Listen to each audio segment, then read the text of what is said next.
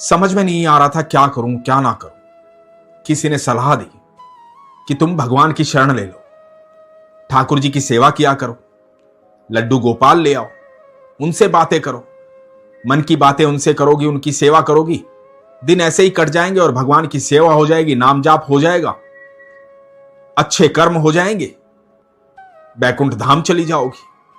तो भगवान की सेवा करो। मन में यह भाव जागृत हो गया कि ठीक है, माता पिता की सेवा के साथ साथ लड्डू गोपाल की सेवा करूंगी। लड्डू गोपाल ले आई, अब लड्डू गोपाल की सेवा करने लगी।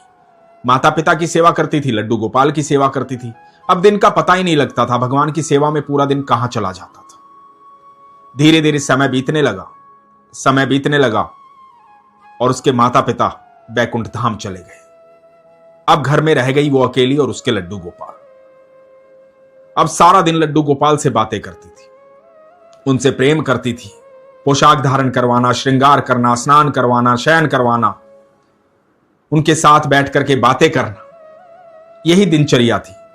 जब मोहल्ले में बैठती थी बाकी महिलाओं के साथ तो उनसे भी यही बातें करती थी, मेरे ठाकुर जी ऐसे, मेरे ठाकुर जी ऐसे, मेरे कन्हैया ऐसे, मेरे कन्हैया ऐसे। अरे बड़े नखरे दिखाते हैं,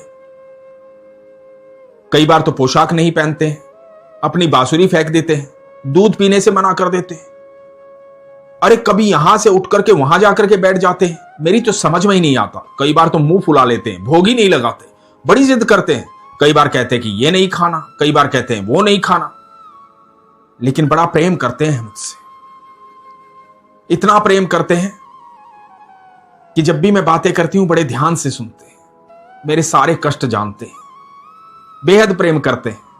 मुझे बता देते हैं कि मैया आज मेरा ये खाने का मन है, मैया आज मैं यहां बैठकर तेरी बातें सुनूंगा। मुझसे बातें भी करते हैं, नाराज भी होते हैं। सब महिलाओं को सारा दिन अपने लड्डू गोपाल की बातें बताती थी।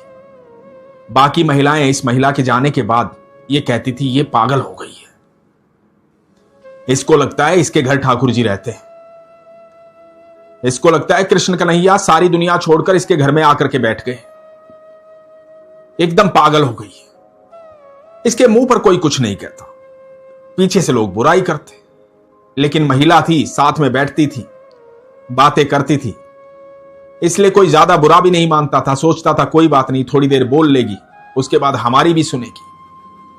ऐसे ही समय व्यतीत हो रहा था। एक दिन मोहल्ले की सब महिलाओं ने कहा कि सुनो, हम सब प्रयागराज जा रहे हैं कुंभ में स्नान करने, तुम चलोगी?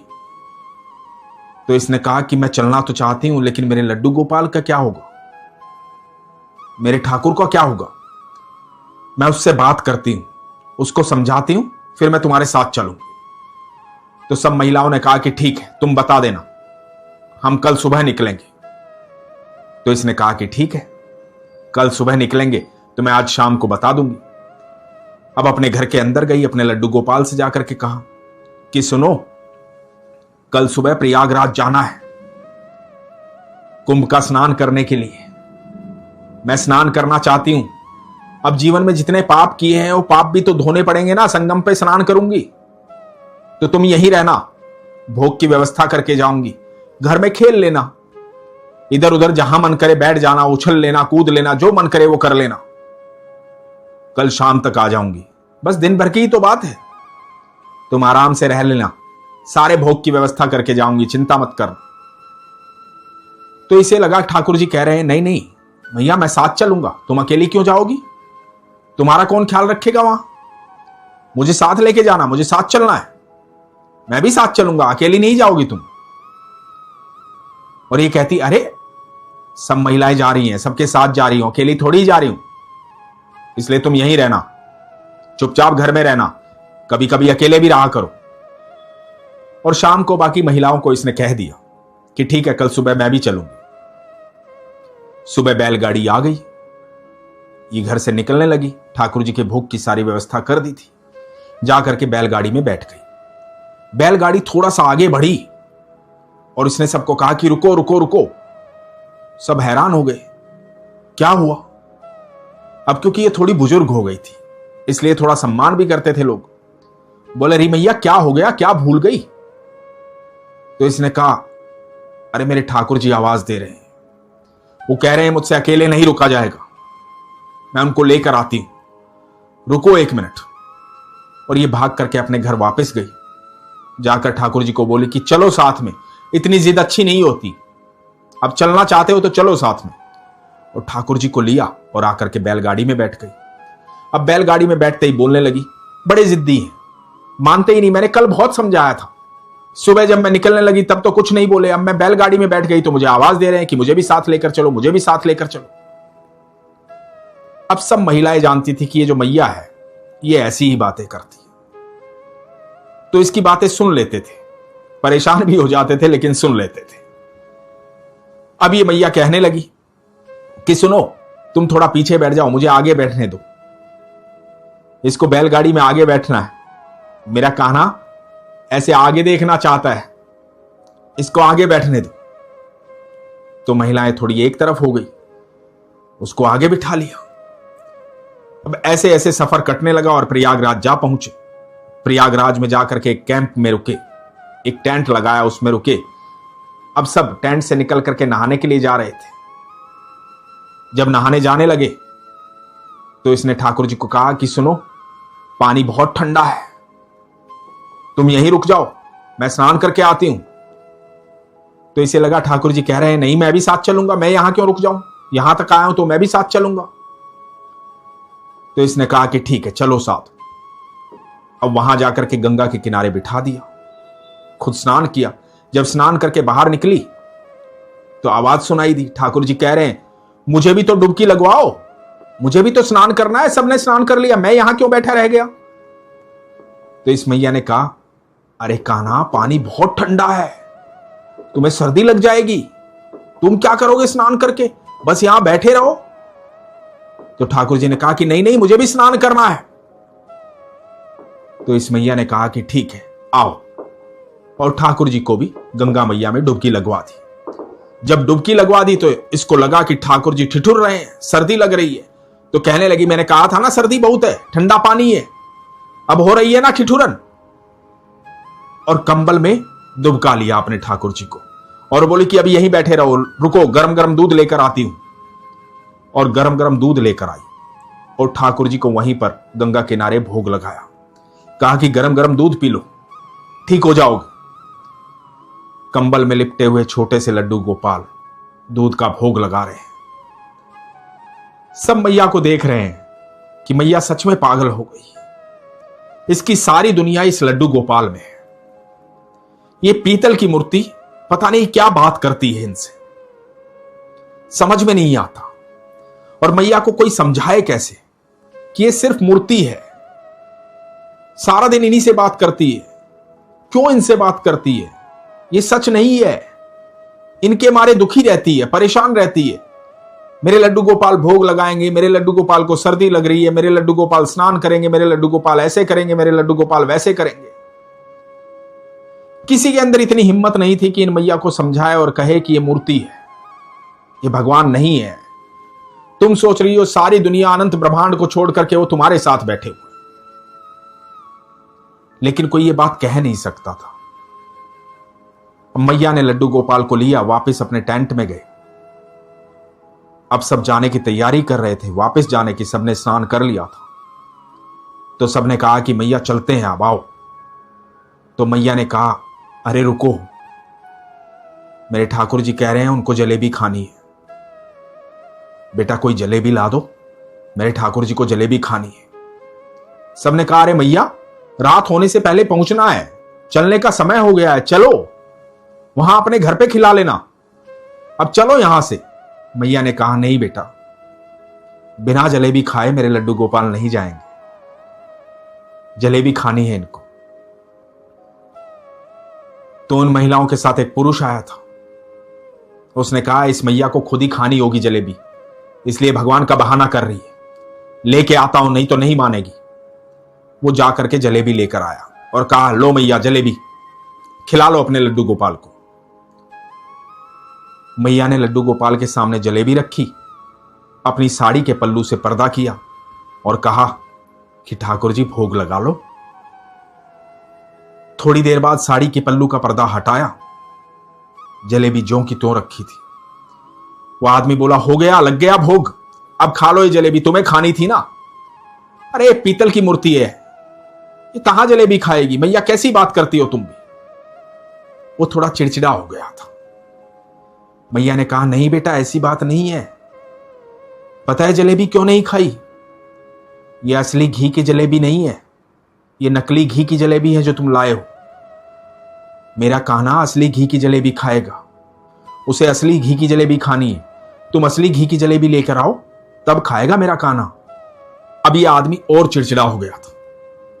बोला, अच्छा असली घी की जलेबी खाएगा, ठीक है, मैं लेके आता हूं असली घी की जलेबी।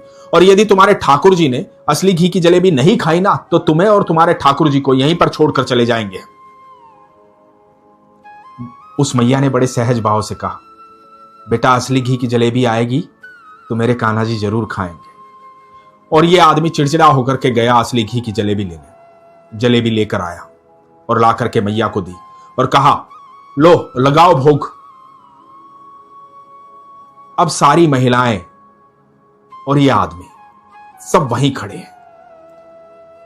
मैया ने लड्डू गोपाल के सामने असली घी की जलेबी रखी, साड़ी के पल्लू से पर्दा किया और कहा, ठाकुर जी भोग लगाओ, भोग लगाओ मेरे कन्हैया। थोड़ी देर साड़ी के पल्लू से पर्दा किए खड़ी रही। जब थोड़ी देर बाद साड़ी के पल्लू का पर्दा हटाया तो सब देखकर हैरान हो गए। जिस प्लेट में जलेबी रखी थी वो प्लेट खाली थी, उसमें कुछ भी नहीं था। ठाकुर जी ने भोग लगा लिया था। सब हैरान हो गए थे, स्तब्ध हो गए थे ये देख करके। सबके बीच में लड्डू गोपाल ने भोग लगा लिया था। सब हैरान थे और मैया बड़ी खुश थी।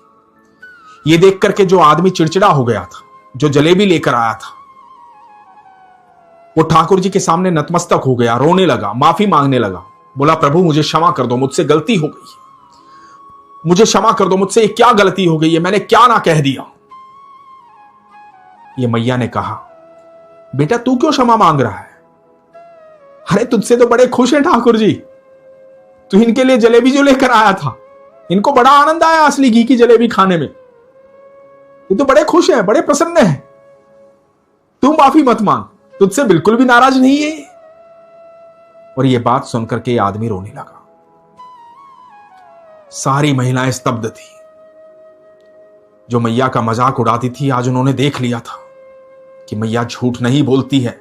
अनंत ब्रह्मांड का रचिता मैया के साथ रहता है, हर पल रहता है, हर क्षण रहता है। इसका मतलब मैया जो जो बातें बताती हैं वो सब होता है। इस आदमी ने मैया को कहा, मेरी मैया, जब तक तू इस धरती पर रहेगी मैं तेरी और तेरे लड्डू गोपाल की सेवा करूंगा। तू मुझे बताना ठाकुर जी भोग में क्या पाना चाहते हैं, मैं वही लेकर आऊंगा। और जब तू बैकुंठ धाम चली जाएगी तब मैं अपनी आखिरी सांस तक ठाकुर जी की सेवा करूंगा।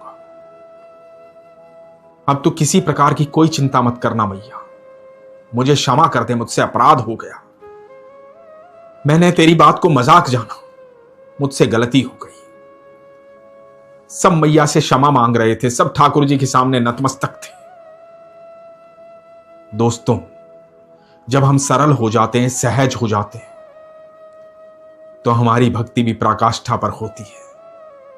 जरूर एक दुकानदार के पास जब लड्डू गोपाल होते हैं तो पीतल की मूर्ति होती है, लेकिन जब हमारा सच्चा भाव भगवान को निमंत्रित करता है तो उसी पीतल की मूर्ति में साक्षात ठाकुर जी विराजमान होते हैं। फिर हमें ठाकुर जी की हर बात सुनाई देती है, ठाकुर जी हमारी हर बात सुनते हैं। भगवान भाव से प्रकट होते हैं, सहज और सरल भाव से प्रकट होते हैं। तब वो पीतल की मूर्ति नहीं रहती। जो लोग लड्डू गोपाल की सेवा करते हैं वो भली भांति जानते हैं कि साक्षात ठाकुर जी उनके साथ रहते हैं। उनको हर पल ठाकुर जी की अनुभूति होती है। उनको समझ में आता है कि ठाकुर जी आज क्या भोग लगाएंगे, ठाकुर जी कौन सी पोशाक धारण करेंगे, ठाकुर जी कहां बैठ करके बातें सुनना चाहेंगे, ठाकुर जी कहां चलना चाहते हैं, कहां बैठना चाहते हैं, क्या करना चाहते हैं, कब शयन करना चाहते हैं, कब उठना चाहते हैं, कब भोग लगाना चाहते हैं। जो लोग लड्डू गोपाल की सेवा करते हैं उनके ठाकुर जी उनसे बात करते हैं, उनको अनुभूति होती है। ये बात विश्वास की है, सरल भाव की है, सहज भाव की है, सच्ची भक्ति की है। यदि आप भी अनुभूति करना चाहते हैं, आप भी ठाकुर जी से बातें करना चाहते हैं, आप भी चाहते हैं कि हर पल साक्षात अनंत ब्रह्मांड के रचयिता आपके साथ रहें, तो प्रगाढ़ विश्वास की आवश्यकता है। इसीलिए हमेशा कहता हूं, अपने विश्वास को मजबूत रखो, अपना ख्याल रखो। हरे कृष्ण।